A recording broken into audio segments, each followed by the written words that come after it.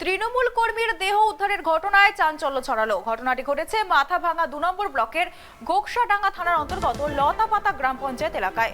তৃণমূল কর্মীর নাম দুলাল বিশ্বাস, বয়স ৩৫ বছর। মৃতের পরিবারের দাবি, এলাকার বিজেপি কর্মীর সঙ্গে ঝামেলা হয়েছিল কিছুদিন আগে, এমনকি দুলালকে হুমকিও দেওয়া হয়েছিল। অভিযুক্তদের গ্রেপ্তার ও শাস্তির দাবিতে মাথাভাঙা ২ ব্লকের ঘোকসাডাঙ্গা থানার সামনে বিক্ষোভ দেখায় তৃণমূল নেতা কর্মীরা। স্থানীয় সূত্রে জানা গিয়েছে, গতকাল রবিবার এলাকায় তৃণমূল কংগ্রেস বিক্ষোভ কর্মসূচির পর রাতে এক বাড়িতে পিকনিক হয়। পিকনিক হওয়া সেই বাড়ির কিছুটা দূরে পাশের একটি ডোবা থেকে ওই তৃণমূল কংগ্রেস কর্মীর দেহ উদ্ধার হয়। খবর পেয়ে গোকসাডাঙ্গা থানার পুলিশ ঘটনাস্থলে পৌঁছায়। দেহ উদ্ধার করে ময়না তদন্তের জন্য পাঠিয়েছে পুলিশ।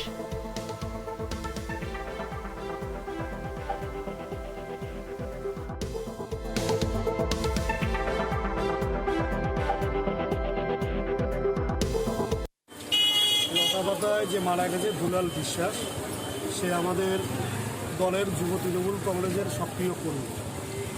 আমরা পরিবারের কাছ থেকে যেটা জানতে পারলাম, পঞ্চায়েত নির্বাচনের আগে সেই এলাকারই বিজেপি আশ্রিত কিছু দুষ্কৃতী তাকে সময় দিয়েছিল যে ৩ মাসের মধ্যে তাকে নাকি খুন করা হবে। কিন্তু আজকে আমরা দেখছি পঞ্চায়েত নির্বাচন কয়েকদিন আগে সমাপ্ত হয়েছে। পঞ্চায়েত নির্বাচনে সেই অঞ্চলটা বিজেপির দখলে গেছে, বিজেপির পক্ষে গেছে। এখনো পর্যন্ত বোর্ড গঠন হয়নি। সেখানকার মানুষ কিছু ভালো ভেবে হয়তোবা সেই এলাকায় বিজেপির যারা প্রার্থী, পঞ্চায়েত প্রার্থী ছিল, তাদের পক্ষে গণতান্ত্রিক রায় অধিকার প্রয়োগ করেছে।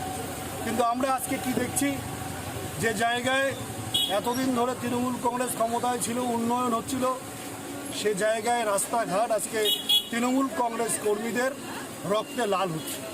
আমরা আপনাদের মাধ্যমে একটা কথাই জানাতে চাই, যারা তৃণমূল কংগ্রেসকে ভয় দেখানোর চেষ্টা করছে, যারা তৃণমূল কংগ্রেস কর্মীকে খুন করে তৃণমূল কংগ্রেসকে দমানোর চেষ্টা করছে, তারা মূর্খের স্বর্গে বাস করছে। আজকের পর থেকে তৃণমূল যুব কংগ্রেস, তৃণমূল কংগ্রেস সকলে ঐক্যবদ্ধভাবে আমরা আমাদের কর্মীদের রক্ষার জন্য নামব।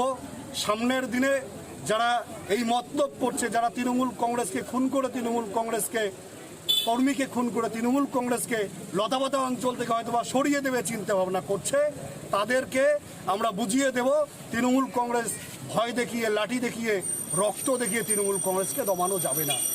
তাহলে মূলত আপনারা অভিযোগ, যারা হুমকি দিয়েছিল ৩ মাসের মধ্যে খুন করা হবে, ৩ মাসের মধ্যে মারা হবে, তারা প্রত্যেকেই বিজেপি আশ্রিত দুষ্কৃতী। আপনারা নিশ্চিতভাবে পরিবারের কাছ থেকে শুনবেন, এলাকার মানুষের কাছ থেকে শুনবেন, যারাই হুমকি দিয়েছিল তারা প্রত্যেকেই বিজেপি আশ্রিত দুষ্কৃতী। নিশ্চিতভাবে বিজেপি এই কাজটা করছে।